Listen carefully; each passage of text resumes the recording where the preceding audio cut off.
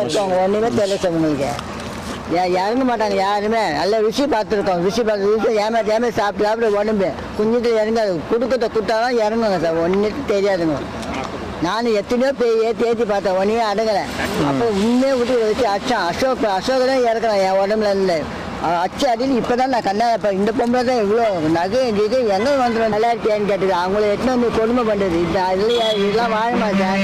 எங்கள் வீடு எங்கள் ஆசிரமம் தோக்குது பார்.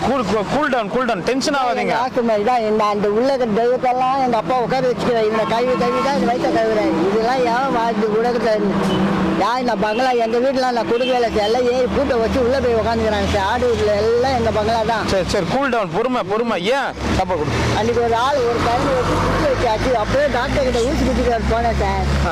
ஆளை வச்சு அடிக்குது சார். யாரு? 9 நாளா உட்காந்து மருந்து 2 நாள் ஆச்சு. மருந்து 2 நாள் ஆச்சு.